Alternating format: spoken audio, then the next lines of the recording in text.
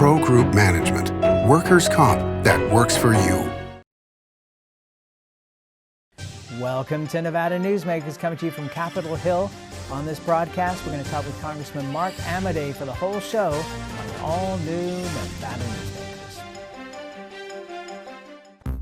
Retail's impact on Nevada's economy? Enormous. 8,600 businesses, large and small, employing 145,000 workers. And last fiscal year, retail paid tax on nearly $60 billion in sales. We're the Retail Association of Nevada. We support retail, we help it grow, and we mean business. RANNV.org. Take a look at Pro Group Management and see how your workers' comp requirements can be met head-on. By taking a proactive approach, Pro Group can assure that your company is meeting or exceeding state and federal standards. As you move forward in your industry, Pro Group moves with you, simplifying regulatory tasks, clearing the way so you can get the job done and look to your future success. Pro Group Management. Workers' comp that works for you. Early in the morning or throughout the night, professional truck drivers are on the job, serving you, safely moving freight that's crucial to our economy. From the oldest industries to our newest innovators, from the exotic to the everyday, trucks are everywhere, moving everything. Never afraid to embrace a future that makes Nevada and our nation stronger. Trucking moves America forward. The 8th annual Nevada Newsmakers Goes to Washington is brought to you by the Nevada Builders Alliance, building a better Nevada. The Regional Transportation Commission of Washoe County, your RTC, our community. Pro Group Management, workers' comp that works for you. McDonald Carano, your Nevada law firm since 1949. And Tolles Development Company, breathing life into Northern Nevada's future. This is Nevada Newsmakers with host Sam Shad, a no-holds-barred political forum. Now, from the Nevada Newsmakers broadcast headquarters, here is Sam Shad. And back on Nevada Newsmakers, coming to you from Capitol Hill. We are pleased to be joined, as always, by Congressman Mark Amodei of CD2. Pleasure to have you here, sir. Thanks for coming on out. How you like the blue skies, Sam? The blue skies are very pleasant to see, but very sad for what's going on back in Nevada. Yeah. But let's talk about the big issue that popped up yesterday, which is it appears that Governor Sisolak has declared war on Douglas County. Yeah. You know, I always look at things like that because when you're in the political business, like, so what's the upside? What are you going to gain by doing this? And I'll tell you what, I've come up with a big goose egg. I mean, you're trying to prove you got the biggest club in the state.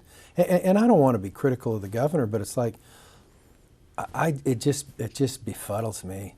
It's like, listen, you look at the COVID statistics right now in the state, and they're good.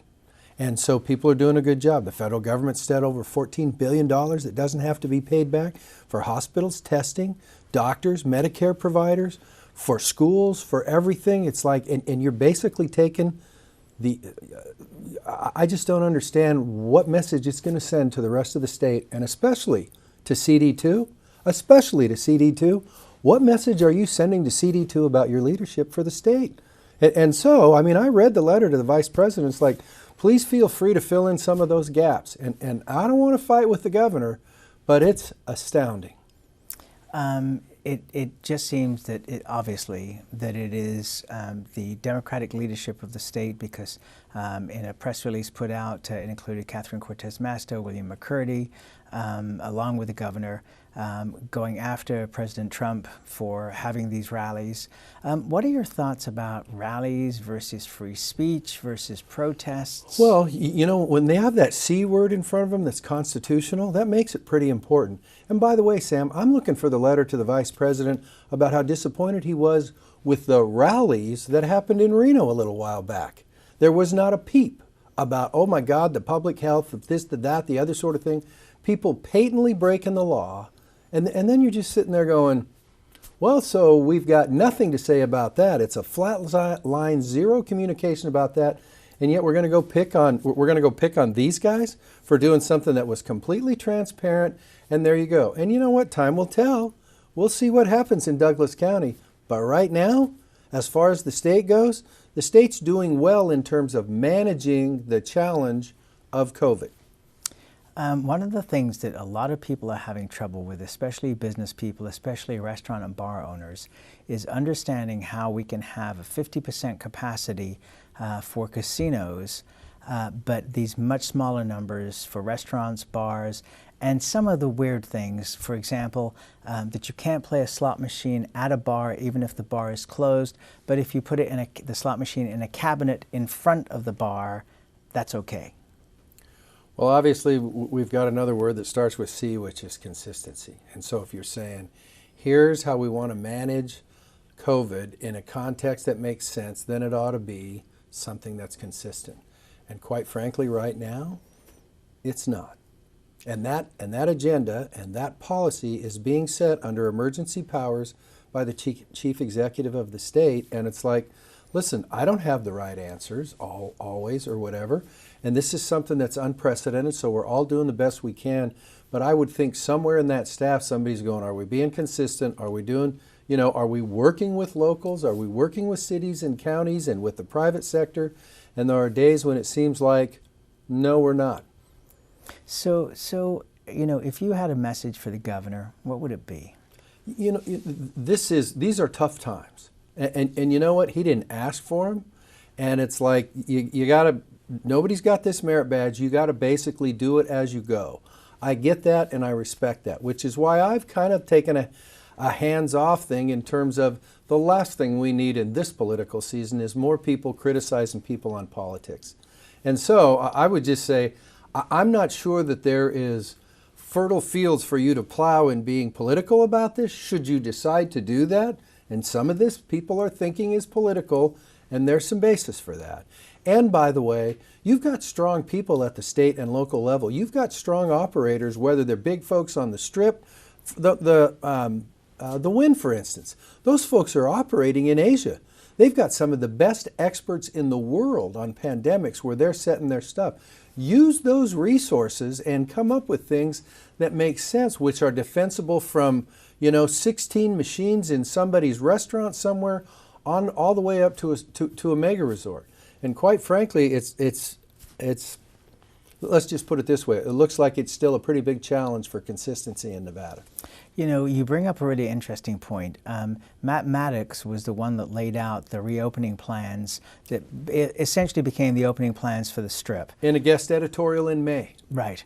And then Pat Mulroy was on Nevada Newsmakers recently, and she's a board member of Wynn, and she was talking about in Macau, they're practicing for opening and closing as rapidly as possible because of, she says, because of climate change, we are going to see more pandemics over time, and therefore these things are going to occur. So the faster that they can respond, A, to shut down, and then B, to reopen, the better.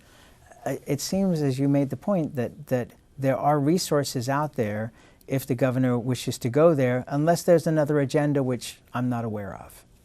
Well, I'll just tell you this, and I'm speaking only for myself. When anybody potentially says, oh, by the way, the pandemic that basically hit full force in March, that's a partisan issue. Really? Seriously, Sam? The pandemic's a part. Now, how you reacted to it, that's fine. Judge that. That's fair enough. But and it's like, of course, in this day and age with the internet and with social media and with everything else, with changing election rules 90 days before an election, it's like, wow, it's just amazing to me that the political agenda, and I think it's sad for America because the policy suffers. In my opinion, there's no doubt the policy suffers. It's sad that basically everything is politicized to the point where we forget about what's best for education, we forget what's best for health, we forget what's best for the tax base. It's like the challenge is to meld all those together, and quite frankly, some people are doing better than others at that. What are your concerns on an education level? Because it seems that so many things that we were planning for in the future, like widespread high internet access, across the state, high speed, I should say, that were in the works from the federal government putting money into the state, they are needed yesterday, not 10 years from now. Right. And we're seeing with companies like MGM laying off 18,000 people that the era of robotics is going to come much faster. But going back to the kids, what are your concerns? Are the kids essentially going to lose a minimum of a year of education? You know, I'm not in a position to say that, but that's clearly the danger. And so the challenge, one of the challenges for this whole thing is, how do you deal with this in a way that the impacts are minimal for all issue areas, across all issue areas? And right now, I think, again, because of the political getting in line in front of what's the best thing for primary education, what's the best thing for secondary, blah, blah, blah, all that stuff. And where one thing may work at Great Basin College in Elko that may not work at UNLV, you know, those sorts of things, that ought to be the focus instead of, oh, by the way, a byproduct here is we can play a political game that gets us to where we want politically. It's like, this is supposed to get you to where you've got a strong education system. And so do I think everything's going to change after this? Absolutely. The problem is if your first thing out of the gate in change is trying to basically find political advantage over whoever your perceived enemy is, then quite frankly, I think that makes for poor education policy, health policy, tax-based policy, all that stuff. All right, let's take a break. We'll have more with Congressman Amodei after this timeout. Things are heating up at the Carson Valley Inn. Win your share of $200,000 through September 26th. Cash and free play every weekend, plus 5 times points Fridays. The good times are at CVI. Ahern Rentals began as Signal Gas Station on Las Vegas Boulevard. Founder John Ahern grew the business by offering rentals. His son Don built on John's legacy, growing Ahern Rentals into the largest independently owned American rental company, with 89 locations in 30 states. Don also brought his experience and vision to equipment manufacturing with Extreme Manufacturing and Snorkel. Today, Ahern Rentals continues to bring its family values to a new generation. Learn more at ahern.com. The signs and symptoms of cataracts can start out small with subtle changes in your vision. So don't wait. Be proactive and take your vision into your own hands. If you're experiencing the onset of cataracts or just have questions, contact your eye care professional or call Eye Care Associates of Nevada today. Dr. Hiss has years of experience specializing in the surgical correction of eye disorders and has completed over 84,000 vision correcting procedures. At Eye Care Associates of Nevada, we'll change the way you look at the world. Things are heating up at the Carson Valley Inn. Win your share of $200,000 through September 26th. Cash and free play every weekend, plus 5 times points Fridays. The good times are at CVI. This is Nevada Newsmakers.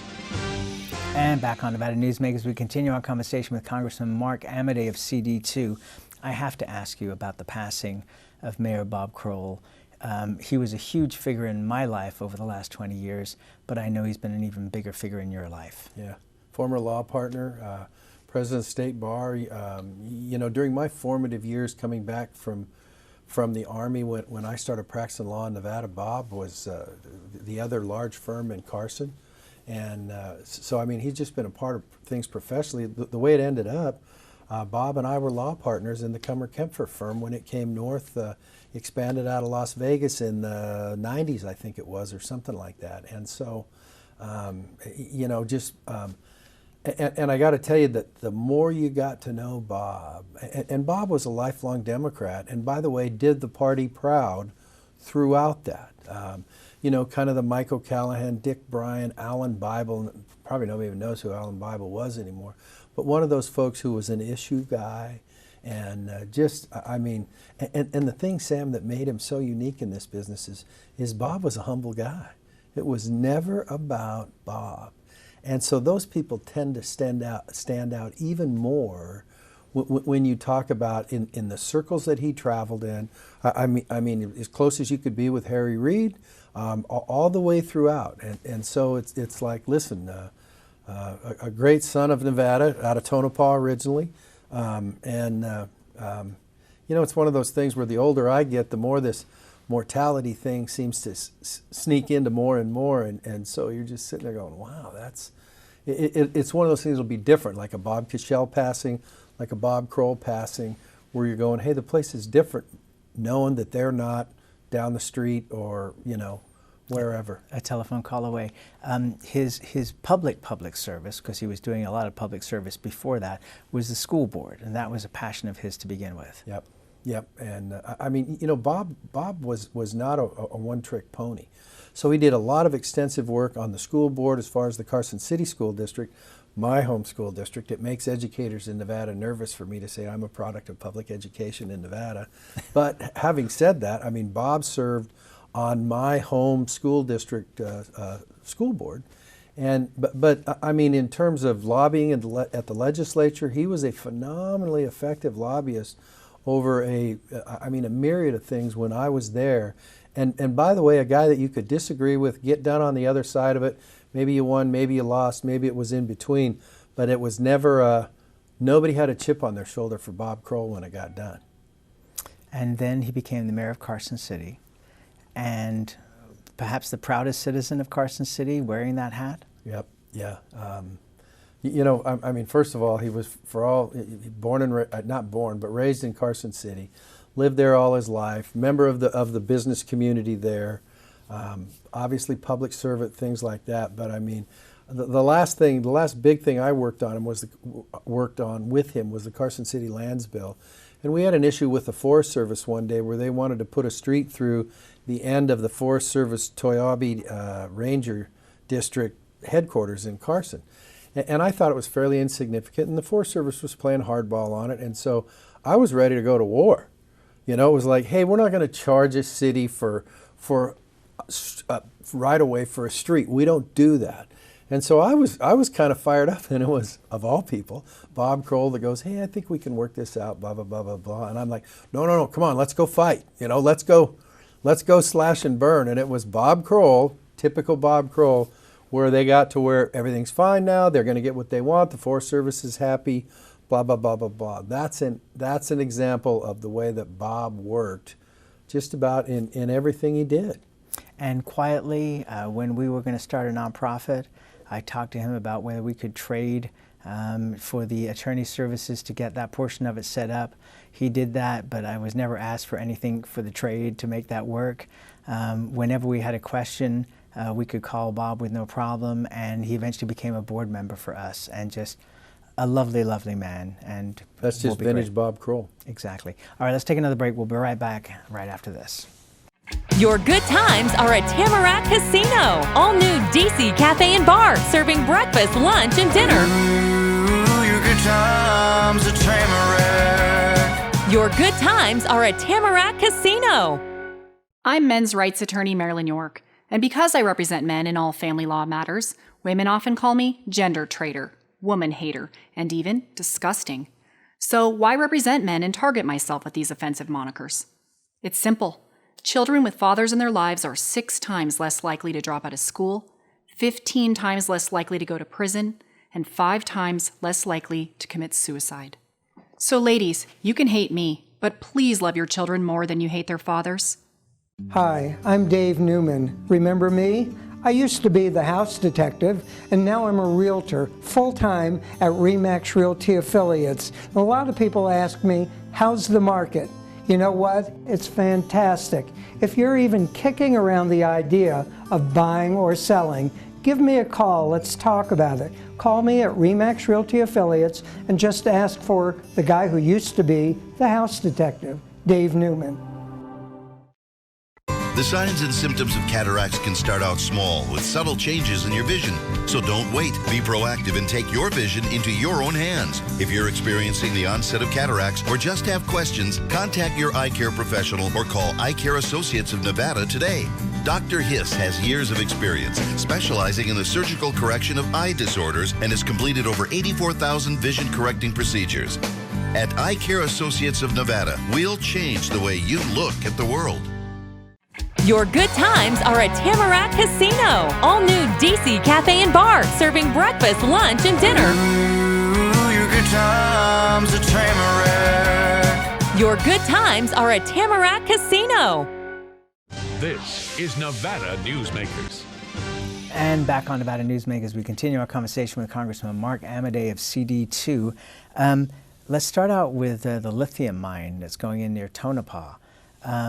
Team's buckwheat has become famous and discovered by a good friend of mine of over 40 years, Jerry Team. I was talking to Congressman Horsford the other day, and he said he feels that that mine, there's going to be a compromise worked out and that mine will go ahead. Do you feel that comfortable about it? I'm with him on that. Listen, when it comes down to it, and this will be unusual, people go, what did he say? NEPA works. I mean, we may all complain about it's too long, whatever, blah, blah, blah. NEPA works. The NEPA process will show that it's possible to do something with that resource there in a responsible way in the context of the environment. And I know there's people on one side of the spectrum that are like, no, you can't do anything. And it's like, well, let's just see what the science says. Nobody's in favor, Sam, of making things extinct or dirty water or dirty air or any of that stuff. So we've tracked it so far, and it's like, listen, there's nobody there going, hey, look the other way for a minute, and we're going to go through here and run a bulldozer through a bunch of stuff that's extinct, or we want to make it extinct. So when you get back to reality, I think it's the sort of thing where it's like, you can be responsible for the resource. There'll be plenty of people watching, which is appropriate, and let's go ahead and move forward in a responsible way. Let's talk about lands bills and also the Fallon Naval Air Station. Sure. Where are we with all of this at this point? Well, we're still fully engaged. I mean, we're in fourth gear. We're driving down the road with a full tank of gas. It's not my preference to try to do things in conference because that's towards the end. But it's like, hey, both the House and the Senate committees on the armed services said, well, we're just going to extend the existing stuff for another 20 years, which quite frankly is for Fallon is a loss for training. It's a loss for the Walker River Paiute tribe. It's a loss for the Washoe tribe. There's lots of stuff in there for Native Nations folks that quite frankly is hard fought and significant for their communities. There's a loss in there for the Fallon Paiute Shoshones because this would establish, Sam, probably the premier archaeological program on a military base in the country in terms of Great Basin Native Nations doing that stuff where they'd be out there doing it all day, every day, screening stuff. And that's just Native Nations before you get to the traditional lands bill stuff in terms of opportunities in Churchill County, opportunities in Douglas. There's a little cleanup for Carson in there. There's a big segment of it that says basically no energy exploration in the Rubies, which was Catherine Cortez Masto's idea.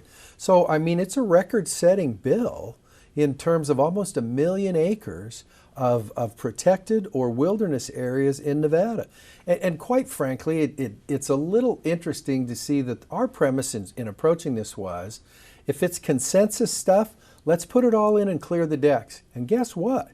Right now, but for trying to work out some stuff with the Fallon Paiute Shoshones, who quite frankly, and it's their absolute election to be able to say, we just oppose it, period. But other than that, it's like, quite frankly, the rest of the stuff is consensus stuff that the people affected want. Now you're fighting some national organizations and some regional organizations that are environmental, and that's fine if that's what they see their mission as. But quite frankly, when you look at the facts, it's like, I think it's a win-win. There's a lot of good stuff in that bill for everybody, the Navy included. All right, so bottom line then is that you're looking at this point in time, an extension of the lease for the Fallon lands rather than any expansion. No. We're looking to give the Navy their expansion, which has been scaled down by 25%. It's down to 600,000 acres. And we're looking to do the lands elements for Lander, Carson, Douglas, Churchill. There's a few Washoe County pieces in that. There's some Lyon stuff. But it's all stuff that was generated out of the county commissions. So we feel good about it. It's like, it's not Amodei's bill. It's not Cortez Masto's bill. It's been generated locally, Douglas County Commission, the whole 9 yards. And so we're looking to say in the conference report, put these things in, give the Navy their expansion, include these other things in there. We've been very transparent. You're asking me about it. It's not a mystery to you. We've been transparent with BLM, with everybody, so that if the conference report comes out after the election and says, here's all the stuff, the Navy's going to get their expansion along with these other things, that nobody can say it was a sneak attack. Okay, so this will get done in the lame duck. Yes. Which is, Abraham Lincoln would say, smart move. We'll see. I was looking at your list of committees, and we've got about a minute left, and I don't want to say I was surprised, but I saw your name on the list of the Problem Solvers Caucus. Yeah. It's a bipartisan caucus. Jackie Rosen has talked about that. I believe Catherine Cortez Masto was also on there. Yep. Why'd you join? You know what? It was a focus. I mean, you've heard me say it before, where it's like, listen, I'm a Republican. There's no doubt about that. There are many people that are Democrats, but at the end of the day, I just have this abiding belief that you are judged by what you do. You know, the old Ben Franklin thing, well done is better than well said. And so it's one of those things where you sit here and you go, it would be very easy to slip into being just a partisan barking dog. But quite frankly, when it comes to what have you done for Nevada, what have you done on the national stage, what have you done regionally, this was a group of Democrats and Republicans who actually meet, have normal discussions. We don't agree on everything, but it's where we've had some luck on some immigration issues. Our most recent thing is the COVID thing, saying, hey, while we're sitting here and we're still in the middle of this thing, there's other stuff that can and should be done. Let's move beyond trying to bet on the presidential sweepstakes and do the right policy on behalf of Congress. So it's one of those things, quite frankly, that's re-energized me over the last few years, because we're actually in an organization that talks about producing policy results. More to come on that topic, and that's where we got to leave it for today. Thank you so much. Thanks for coming back. It's a pleasure to see you here in D.C., and we'll be right back. A bird's eye captures its surroundings at different heights. At Brian Culpa Photography, we can make your imagination soar over buildings, parks, cityscapes, and beyond. Brian's images tell the story and get the job done. If you need a new perspective to tell your story, contact Brian today. Brian Culpa Photography. Experience the bird's eye view at brianculpaphotography.com. Hi, my name's Marilyn Miner, and I'm sure you'd agree that Nevada's a very special place to live. I was born here, and my husband and I have raised our family here. I feel it's a privilege to live and work in the Truckee Meadows. I especially enjoy helping my clients reach their real estate goals. Sometimes the smallest details provide the greatest satisfaction. I'd be complimented to talk to you about your next move. Call Marilyn Miner at Dixon Realty, 742-1280, or log on to marilynminer.com. As you know, Reno is booming. Toll's Development Company is helping it grow with insightful design and development, building community with every project, adding beauty, adding excitement, emphasizing our shared humanity. Reno is becoming bigger. Toll's Development is helping it become better, more livable, more enjoyable. To learn more, go to tollsdevelopment.com. tollsdevelopment.com. Pro Group Management is the place where companies can find workers' comp solutions that are designed to meet their specific business requirements. As regulations evolve, Pro Group takes a proactive approach to clear the path to make sure your business stays ahead of the curve. Knowing your workers' comp program is optimized, you can focus on other important matters related to your growing business. Pro Group Management, workers' comp that works for you. We'll see you on the next Nevada Newsmakers, coming to you from Washington, D.C. See you then.